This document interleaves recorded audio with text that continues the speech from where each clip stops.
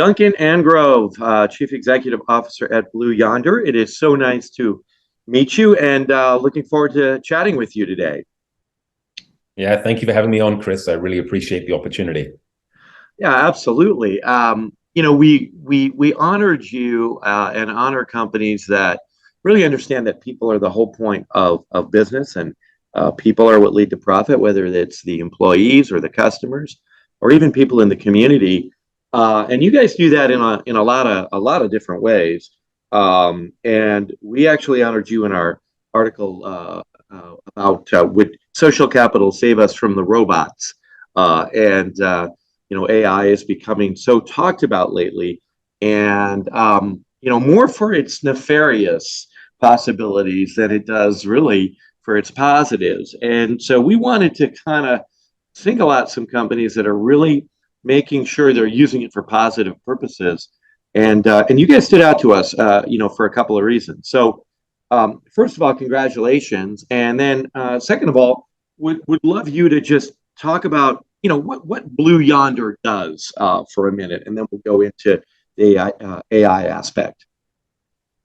Yeah. So think of us as sort of the world's operating system for supply chains and commerce, right? So anywhere stuff gets moved, bought, sold, commerce and trade take place, and the supply chains that underpin it happens, it's running on our software. So, we have to predict consumer demand, where it happens, and then figure out how to fulfill it and kind of orchestrate all of that. So we have software that runs warehouses with all the robots running around in it. We have software that schedules fleets of trucks and planes and ocean liners. We have software that forecasts, predicts, and creates orders for grocers and CPG companies and semiconductors. So we do all of that. Anything that makes stuff move and puts it where it needs to go is what our software does. And we run 3,000 of the world's largest brands across manufacturing and retail that basically do that. And I mean, you guys have been on the front lines of so much that's been happening, right, in the last 2 or 3 years. I imagine with the pandemic and everything that surrounded that. I mean, you guys were busy, I imagine, trying to just keep things working, right? Yeah, it's funny, Chris. It's once something stops working, people suddenly notice it. Supply chain was kind of under the covers, and people didn't really even know what it was. And you don't have to explain to people anymore what a supply chain is because of the shortages, inflation, labor shortages, lack of supply chain resiliency, Suez Canal. I mean, you name it. So it puts supply chain into sort of the mass conscious of everyone. And for pretty much every company out there, sort of put at the top of agenda to say, okay, we've got to focus on this with some real intent. And so when we're talking about supply chain and we talk about AI, you got a quote in our article talking about integrating AI solutions in a way that allows users to increase their efficiency and whatnot. And the idea of AI, we talk about that in a lot of ways. That says, okay, maybe it's doing things it shouldn't be doing, maybe it's replacing people, so on and so forth. When we're talking about supply chain management, I mean, you're talking about something so complex. I mean, I don't even know how that's done without AI. So certainly this is going to have to be a benefit. And I imagine you had mentioned some concepts about quantum computing to improve this process. Could this even be done without it really effectively? This is arguably one of the hardest categories of software to run across the enterprise because of, to your point, the sheer volume and complexity of all of this. When you think about a retailer with, tens of thousands of SKUs and thousands of stores and warehouses, suppliers, and just the complexity of doing all of that, and this is also one of the fields where AI was sort of applied very early in the enterprise space. So, in the form of predictive AI, obviously generative AI is something we'll probably talk about in a moment with ChatGPT and all of that. But, predictive AI was using machine learning, deep learning. Think about the kind of software that helps build people's playlists based on what they listen. Basically, that's what it's doing in the enterprise, is figuring out what consumer demand is. And then obviously we orchestrate a supply chain around that. So today we're doing about 2.5 billion predictions a day. Oh using my God. predictive AI, and it's just not something a human being can think about, all those permutations and combinations. Now, does that type of AI replace people? Not necessarily, it certainly makes the forecast more accurate, so that was sort of the first wave of AI. It'd be very, very hard to run a modern supply chain today without sort of machine learning, deep learning, predictive AI. Yeah. Now, was this in place when the pandemic happened? This AI, was this already in place? Yes, it was. Yeah. Yeah. I think it was more the structural approaches to supply chain. For years we've been taught lean, just in time, run with as little inventory as you possibly can. A lot of supply chains, originate in China, and sort of the pandemic showed us that it was lack of resiliency and agility in those supply chains. You think about even before the pandemic, the Suez Canal and how that disrupted everything. So it sort of made people step back and at a more systemic level say, have we architected these things correctly? We enjoyed the fruits of globalization and productivity driven by Yeah. technology, but we might not have the best approach in terms of running as lean as we did. And has that AI element and that machine learning element helped to improve the supply chain significantly since the pandemic?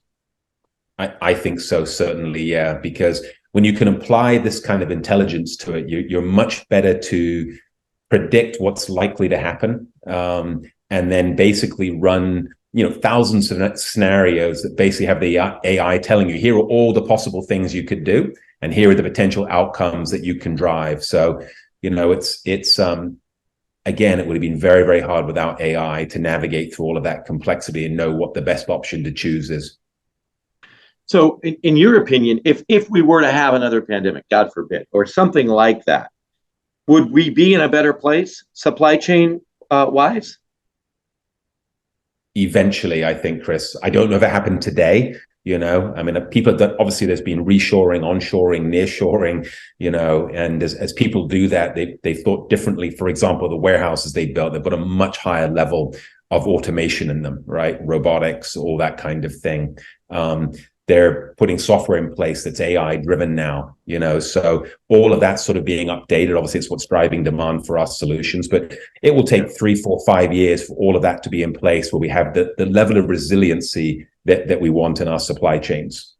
So the learning curve might be significantly shorter, right? Correct. Yes. Yeah. Yeah. So what are some of the more complex supply chain problems, where traditional computing might fall short, and AI is really, the adoption of these advanced technologies are really going to make a difference? I think it's, the difference with supply chain as sort of a category of software is it's something that we've always broken up into discrete problems, right? We look at the store, for example, and we say, let's forecast and replenish for that store. Then we do the same thing for the distribution center, then the same thing for a supplier. It's very, very hard to take an entire value chain. Think about electronics that goes all the way back into the manufacturer, then the semiconductor, and then people that are making the chips. Like being able to model that entire thing. So when you have a disruption in, I don't know, let's just say we're in the battery supply chain and you can see that cobalt or lithium or something is going to be shorted. How do you understand all the way down to the end consumer electronics thing that's being built, how it gets impacted? The kind of scale computing that we have now with the internet, the evolution of AI, now generative AI, will allow us to model problems in a much more holistic way and finally be able to orchestrate these value chains if it's one entity, which is something we've talked about for decades, but have never really been able to do because of sort of the technological constraints. AI is breaking through that barrier now. So at the end of the day, you're really talking about being able to help that end user, that consumer, more than you ever have before because of AI, right? Yeah, and it actually goes beyond that, because the other thing we're seeing, Chris, is everything consumers want personalization. Right. Now everything, how you think about how you configure a car, what are all my options, right? That has a lot of complexity as it ripples down the supply chain, and, what materials are available. If I pick this option, does it add 2 weeks of delivery time? What's the cost of this if I add it? Like, all of that. So the fact that these consumer driven supply chains are becoming highly personalized drives the need to configure every step of the supply chain, and it drives the complexity and the orchestration of it up. Again, AI as something that helps solve that, but you also have to integrate all of these different stakeholders across the value chain so that you can orchestrate these sort of highly personalized experiences and products on behalf of customers. So that's kind of ironic, actually, and probably something unexpected that, AI is actually potentially helping with personalization and the catering to individual human needs and desires. That's kind of a very cool twist to that. Yeah, it's been doing it on the consumer side forever, right? You think about what Google does with ads, right? How it targets you with AI, right? You think about the emails you get, right? You think about recommendations you get for music and songs and and movies. I mean, that's all AI driven. Now it's being applied to the enterprise and in a different kind of way, right? So it's not just making recommendations and optimizing that customer's preference, right? But it's also allowing us to orchestrate the supply chain with all of that complexity in an efficient way. So, I mean, again, that's looking at this from the positive side, which, I mean, it's so important because, I mean, we've been through this so many times in our society where we are afraid of what happens, what's new technology, right?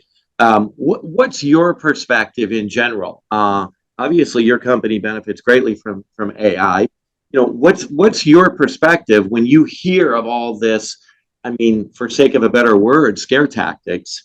When it comes to AI. New technology can always be frightening, particularly when it's extremely powerful and it sort of upsets the status quo. It's no different when, steam engine came along, electricity came along, the internet came along.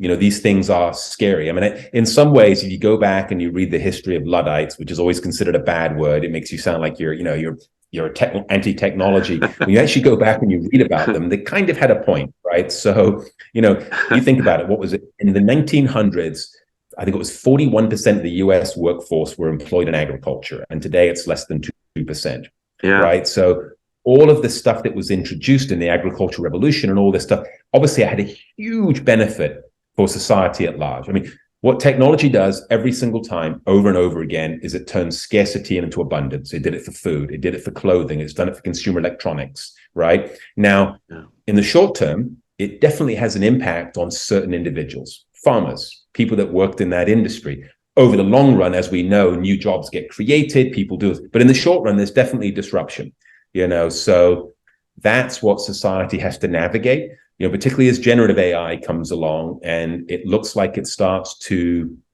have the opportunity to augment and even potentially replace white collar jobs. How do we navigate that? How do we navigate that as a society? And, along those lines, you said something very interesting.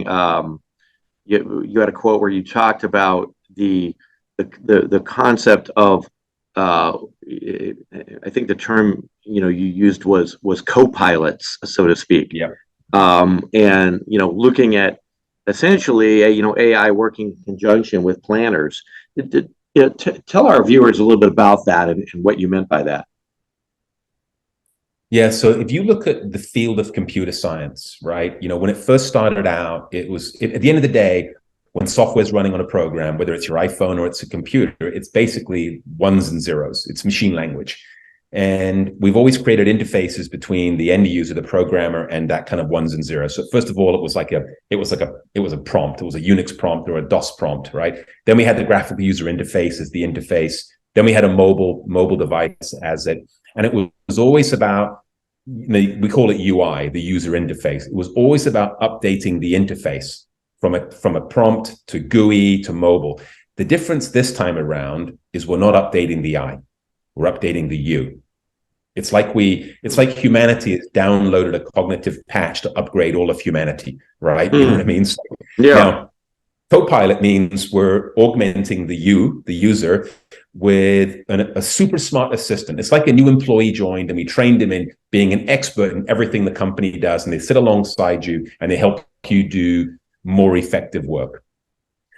In some cases, that Copilot will become an autopilot because it'll get to the point where it will just know what to do the second time something happens. An event happens, right? Okay. We're forecasting out of stock in a store, or a truck is late, right? It will know what to do, and it will actually start to take meaningful work off people's plates, so they can pivot and do, other stuff that's more valuable. So that's the big difference this time round in terms of this computing revolution with ChatGPT and generative AI. Is we're not just updating the I, right? We're updating the you. And we loved that concept of, we had several other companies that we talked about how they were using certain technologies, to really improve the plight of the people that work there. Wasn't necessarily to replace them, but to improve, how they work, how effectively they worked, the nature of their work. And this kind of sounds like one of those things as well. I like what you said about, so that they can, have an easier time of it. If it becomes an autopilot, it would free them up to do, something else. And, it sounds like your company makes an effort to, keep those employees and utilize them in some other way, even if, they have an autopilot now. Is that fair? Absolutely, Chris. There is still in supply chain so much manual stuff that has to have happen, right? And things that should be far easier and more effective. And the more we can free planners and warehouse operators and merchants and people that are managing fleets of in logistics, where they can orient to spending more time on strategic value add with customers, with stakeholders, all of that, versus going in and having to build a schedule for workers in a warehouse, or respond to the fact that you have some spike in demand somewhere. Being able to automate a lot of that so you can actually spend time thinking about the business more strategically is a huge value add. So it's not necessarily about getting rid of those people, but utilizing those people to make the company better, stronger, advancing it in far more ways that are freed up from those minute activities. Yeah, and there is an argument here that some of this technology will be wage deflationary, and the reason why is that the people that join your firm, or they're either new or they're not operating at the top of like someone that's been there for 20 years is. And what generative AI and predictive AI allows you, it elevates everyone to operate at that level, right? So it's when you look at the studies that have been done on it, it doesn't really benefit the people that are incredible at what they already do. It benefits the people that aren't. It makes everyone operate at that different level. That's what's going to be interesting. That's actually a very cool thing, because it's kind of a democratization that can happen because of this. Which is what we all want. Everyone in society to improve and grow, and for it not to be an elitist society. So that's actually a very beautiful way of looking at this. So thanks thanks for that thought. And along those same lines of people, was it? Go ahead. Sorry, good. No, it's interesting. It's almost like we've democratized like expertise and cognitive superpowers, within a company.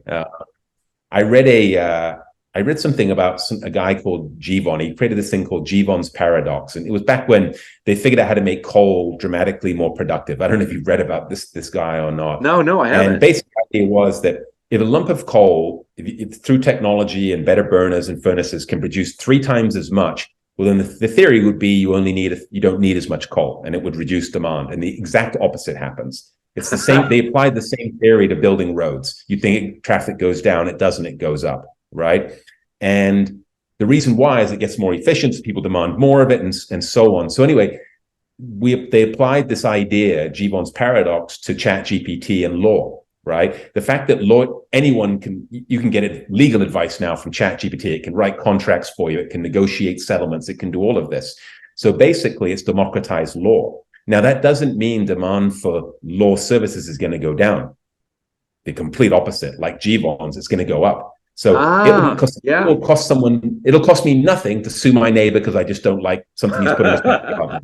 And then he'll hire a ChatGPT lawyer, and you're going to see a 10x explosion in legal services and lawsuits, right? So it's kind of the same thing with accounting, with software programming. All of these things are going to be democratized, and ironically, you'll see demand for them go up. Yeah, that's fascinating. Thank you for that, because that really puts in perspective, in historical perspective as well, right? I mean, we do this over and over again. We think that something's going to happen and it's going to destroy our society, it's going to destroy our lives, and it usually never happens. It's something that usually improves society, improves our lives, makes us able to live better, do things more effectively and efficiently. So we as humans can live more fulfilled lives in the long run. And but it seems like we do this every time, and we get scared every time, and we don't remember that lesson. So I love that. I love that anecdote. That brings us to the idea of people in general, and how you guys look at them as holistic people and employees. And one of the things that I loved reading about your company is how you encourage employees to do good in their personal lives, and give them time off every year to go out and do volunteer work, and make a difference in some way in their personal lives. And a lot of our companies do that, and they all seem to say the same thing, that it creates this explosion in potential and in performance, and but more importantly, it feels great to do it. No, it's a great point, Chris. I mean, it's we're a software company, right? So we don't have capital assets, machines, buildings, trucks, inventory. We've got people and intellectual property and the power of their creativity and the passion they have for what they do. So our people are the lifeblood of our company. And it's funny because people talk about the number one thing for us, the role of the firm is for the people. And then secondly, it's to benefit society. And the interesting thing is we're owned by Panasonic, and they literally go all the way back in time to the founding of the firm and say this is the purpose of the firm. They have a 250-year plan, because that allows them to zoom back to almost like a planetary civilization level to understand what they're doing. And we're very purpose-driven in terms of supply chains. If you look at supply chains through the history of mankind, they've always raised the standard of living for people. You think about globalization, productivity, specialization, all of that. And technology has always been the amplifier of the benefits of trade, right? Think about the invention of money, the shipping container, the internet, steam engines. All these things have amplified the benefits of trade, and it's lifted millions of people out of poverty. And like I said earlier, it's turned scarcity into abundance, clothing, cheap electronics, all of that. And our kind of mission is, how do we usher in this next wave of sort of civilizational benefit from trade through this next wave of technology, but this time do it in a way that's way more sustainable? Supply chains produce a huge amount of carbon emission. There's tons of landfills in food and in fashion. So that's sort of what we're driven as a firm. First of all, we're doing this for each other, and the journey is as important as the destination. But we have this sort of purpose to say, how do we, I said to you at the very, very beginning, we're like the world's operating system for supply chains, right? How do we usher in this next wave of sort of civilizational lifting of standard of living, but doing it in a way that's more sustainable and more responsible? You took the words right out of my mouth of what I wanted to end off on is, the point and purpose as we, begin with improving the lives of people. Business exists to make things better for people. And that's when it's successful. And it sounds like, you guys understand that in spades. And I love to hear that perspective. I also love how informed and incredibly effective you are at communicating, how this all plays into the global, economic ecosystem, if you will. Because a lot of people, don't see all that happening. And so I love everything you said. I love what you guys are doing. And we're going to have to talk to you more and maybe get you to, do some interesting writing for us on this topic too, because it seems like you're not only eloquent, but incredibly interested in talking about this. So we're going to have to tap into that. Yeah, we got so many cool stories, because we touch people's lives every day with what we do around the world. and you get a real pulse for where things are headed. There's some really cool stories we can share at a later date. Yeah, that would be very, very cool. All right. Hey, Duncan, thanks so much for taking the time. We really appreciate it. And we'll definitely be talking to you soon. Great. Thank you for having me on, Chris. Okay. Bye-bye.